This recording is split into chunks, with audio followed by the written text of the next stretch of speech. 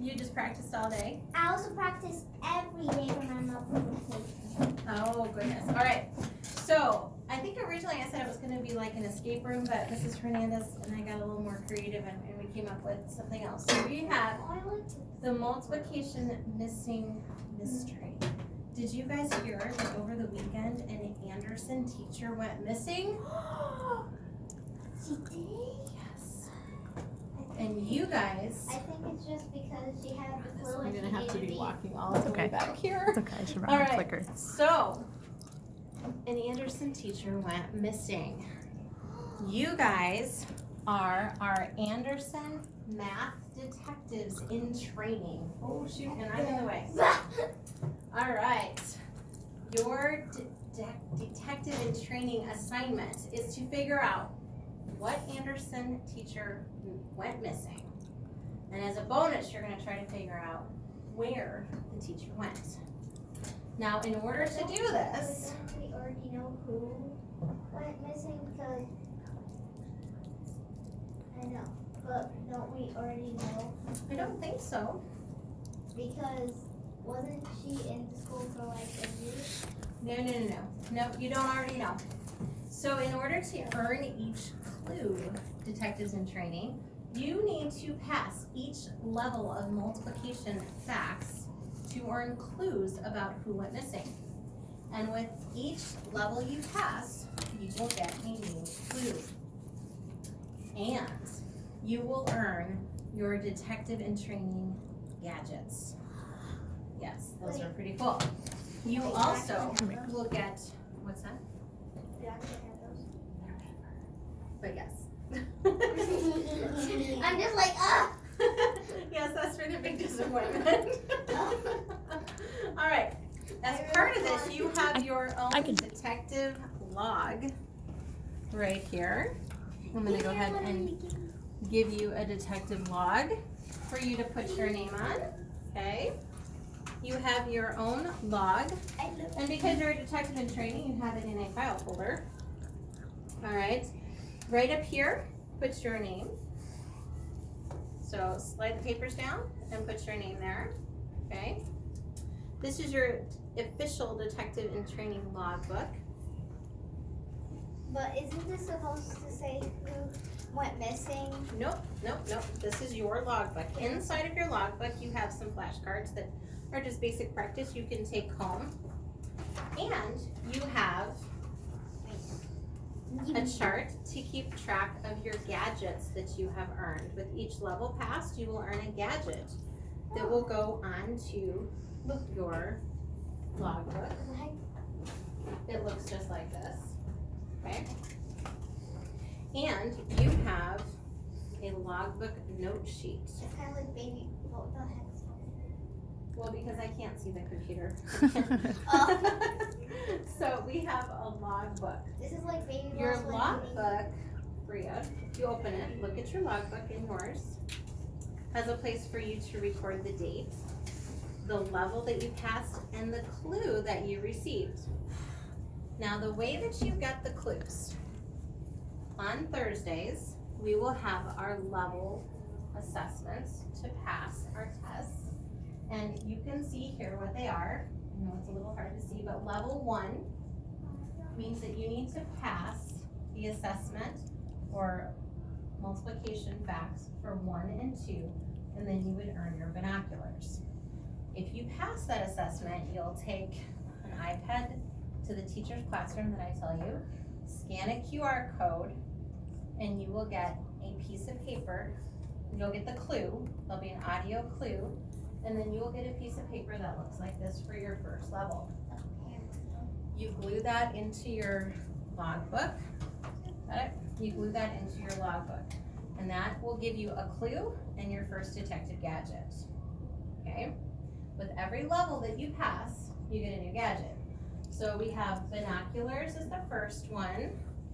The second one is the magnifying glass, right here. All very important tools to have if you're, a detective in training.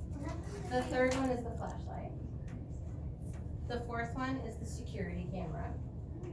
You can see who's coming and going.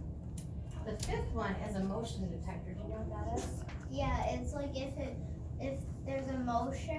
any movement in front of it, then it will send like an alarm or something. Could set an alarm or a light, turn a light on, Or a tells you something that there's there, yeah. We actually have those at my house. know what that is? That's the remote control. Oh, I know. Has a little brush. It's a little fingerprint where you. It's a fingerprint kit, so you could see who's touched things. And then we I don't have like the those. secret recording device. It's hard to see right here, but it's a little device that you can hide somewhere and you can hear what people are saying without them knowing. So all of this is paper. There's Google night vision glasses. And then your last step is you will get a treat. If you figure out who it is, there'll be a treat waiting for you. So we should talk about the rules of the game if we want to go to the rule slide. Yes, do you have a question? There was a watch there. What is that? Oh, the spy watch, yes. That is the the spy watch has some pretty cool things on it too. That is for level 6, the spy watch. Do we earn it? Do we keep it, or do we just use it to find the person? For every level you pass, you get a clue. You're gonna scan the QR code outside the classroom teacher's door I tell you to go to. Wait, what? You'll hear a clue to help you figure out which teacher went missing, and then you will get a paper copy of your Wait, so spy you just- gadgets to so put into your folder. So you just go around to different classrooms. You do not randomly go to different classrooms. Let's explain how we play. So you will pass each multiplication fact level by achieving 9 out of 11 facts fluently. So that would be like 2 times 1, 2 times 2, 2 times 3, 2 times 4, 2 times 5, 2 times 6, 7, 8, 9, 10, and 11. Okay? You have to get at least 9 of them correct in 90 seconds. 90 seconds is a minute and a half. So, are you gonna be able to skip counts and do all of those in 90 seconds? No. Some of them you'll be able to use skip counting for. It is a strategy. Just finish But it. we're gonna learn in our INE time some really efficient strategies for you to use. And we're gonna practice these so that you can apply them to your math class things. So you can take each level assessment as many times as you need to pass the assessment. This is not like a one-time, oops, I didn't pass, I'm done. You will go in order, so you have to pass level 1 before you can pass level 2, etc. Level 1. They will be done on Thursdays after our progress monitoring. And once you find out that you've passed the level assessment, then you get to go get your clue. Now, you cannot just go ask teachers if they're the, missing teacher, first of all. You can't go ask them for clues to help you solve it. Wait, so the teachers know about this? Yes, the teachers know about this. Okay. There will be a surprise at the very end. We will be working on this starting today. We will take a pre-assessment. So just to kind of give you guys an idea of where you're starting. Then I think it's on January 9th, we will take a mid-assessment. And then on January 30th is our last day of this mystery activity. So if you look in your folder and you flip up your note page. Secret. That's right. Secret. You will see a little recording sheet where we're gonna put our pre-test score. Our secret little pretest. Then you're gonna create a goal. We'll talk about this tomorrow. You're gonna create a goal on where you wanna be by our mid-assessment by January 9th.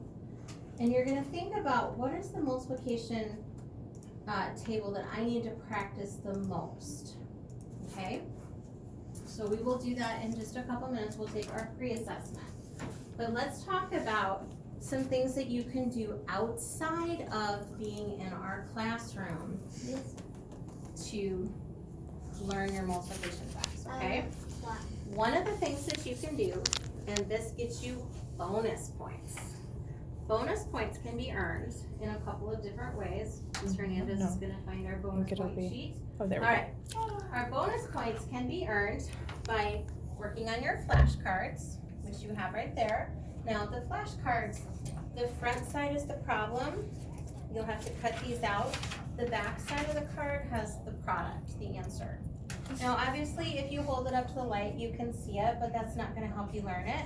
If So you just put put on your the hand table. or on the table, or just put your hand behind, because this is for you to learn how to do it. You're not trying to cheat on your flashcards, right? Yeah. Or you So- could just go in a room without lights, but there's still some You light. can do that, you might get a little eye strain, but that's Wait, a what? possibility, that's a possibility. What's Alright, ice so let's cream? keep going. So, you also can do some math game, online math games at home, and we'll show you how to access those in just a second. You may also take home some multiplication worksheets, which I have right here. We'll talk about that a little bit more in just a second. For every worksheet that you take home, you get 1 point. For every day that you practice your flashcards for 10 minutes, or you spend 10 minutes playing an approved online math game, you earn 1 point. If you spend 15 minutes, you get 2 points. If you spend 20 minutes, you earn 3 points. When you have 9 total points, you can earn 10 minutes in our I&E class time doing a fun online math game. And you get a clue as to where the teacher went. So you should be motivated to get earn those bonus points to get 2 things: a clue where our missing teacher went, and fun online game practice or online game time. Bree, you had your hand up first. I have 2 questions. Shoot. What is eye strain? It just means to make your eyes tired if you're reading in the dark. Oh, okay. Okay, multiplication question? So, what happens if, my second question is, what happens if you've been doing this for the whole entire day? Whoa. You're gonna spend like 8 hours practicing it? Yes. Way to go. You might wanna take a few breaks in there. But I would say you probably would earn your 9 bonus points, but yeah.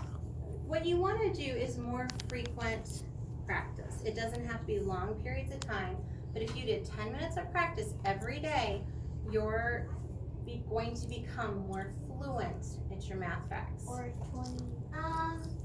Are you so like when we play a math game and it says how many minutes and someone's like not telling the truth, do you just look in the math game how many minutes, or do you guys see? Well, we're on the honor system here. You guys are all very, very truthful.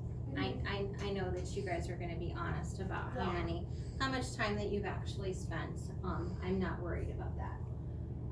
So when you do that, you're gonna complete this multiplication practice form. This, along with the approved math games and this whole presentation, if you wanna show your parents, is in a Google Classroom that I invited you to. It's up there on the left side of the tab. It is, yeah. Is it in classroom? This one? There we go. So I invited you to your own, you should have gotten an invitation to 4th grade multiplication mystery. Yep, I saw it. Mrs. Hernandez is also on there. So you will see down here at the bottom where she's clicking is a link to online games that she's come up with for you guys to play at home. You'll see 2 pages. This is the top page that has multiplication. The bottom page has division, because we know these are related operations. When you click on the icon, I'll give you this one. it will take you to the site that you can do your online practice on, okay? And there's several different ones that are in there, so you can try them all out. Have some different types of practice. So remember, if you did that 10 minutes a day, you'd earn a bonus point for each time, and that would really help with learning your math facts. What happens if you forget it? You forget a day. There's no punishment. You don't lose any points or anything. Yeah. All right, so this is extra. We will be practicing multiplication activities during our time in I&E at school. These are extra opportunities. So let's talk about what it means to be fluent with our math facts. So did I tell you you have 90 seconds, which is a minute and a half, to to answer 9 out of 11 correctly. So fluently is like you saying it correctly, and So fluently means that you are accurate, that you're giving us the correct it's kind of answer. like reading. Because like 2 times 3 is 6. We need to know that 2 times 3 is 6, right? Kind of like reading. We want to have a strategy that we can do quickly. So skip counting is a strategy, but is it a very efficient, easy on your brain strategy? Not always. So it is a strategy, but we're gonna be reviewing some different strategies that will help us, okay?